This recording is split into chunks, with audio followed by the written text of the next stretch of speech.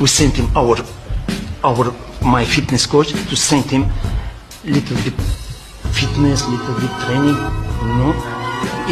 Yes, Nigerian and yarı fikirləşə danışım. Yəni ki, Samir Abbasovun bu videosuna tanış olmayan məncə yoxdur. Bugün Azərbaycan futbol mimlərindən biri olan Samir Abbasovun ingiliscə verməyə çalışdığı mətbuat konferansından danışmaq istəyirəm. Ancaq gəlin əvvəlcə Samir Abbasovu tanıyaq. Karyerasının Neftçi, Qarabağ kimi klublardan müdafiəçi mövqeyində çıxış etmiş, Azərbaycan çempionu olmuşdur. Onun texnik direktorluq karyerası isə Sumqayıt, Zirə, daha sonra isə əsas yer olan Neftçi kimi klublar vardır. Həmçinin o gəlməzdən əvvəl Neftçinin hal-əhvalına baxaq.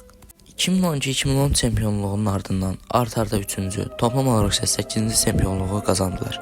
Ancaq sonraki il gözləmədikləri bir şey olacaqdı. 2013-2014 sezonu böyük bir yarış ilə başlamışdı. Qarabağ 2008-dən bəri onlarla olan Qurban Qurbanov ilə böyük bir uğur əldə etmiş, məğlubiyyətin anı unudulmuşdu. Neftçi isə liqaya həvəssiz başlamış, hər oyuna yeni bir oyun planı ilə çıxırdılar. Onlar qələbələri ilə həmçinin məğlubiyyətlə yaşamağa başladılar. Bu, onların çempionluq yarışında Qarabağın gerisində qalmasına səbəb oldu və gözləmdən oldu. Bəli, Qarabağ çempion oldu. Həmçinin Qarabağın da 8 illik çempionluq serisi başlamışdı. Neftçi də elə bu ildən başlamaqla böyük bir çöküş dönəminə girdi və 2013-2020 arasında tamına 9 texnik direktor dəyişdirdi. Ortada isə böyük bir heçlik var idi. Ancaq 2020-ci ilin noyabr ayında bir xilas edici gəldi.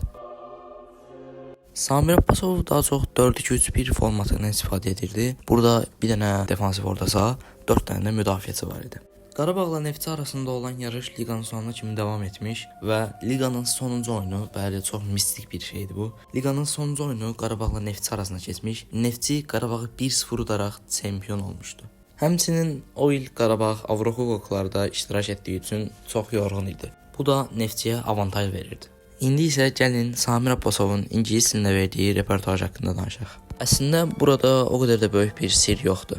Sadəcə Samir Abbasovun ingilis dili biraz pis olduğu üçün burada fikrini tam çatdıra bilmir. O burada demək istəyirdi ki, fitness məşqçimi göndərdim və komandaya biraz fitness təlimi keçmək istəyir.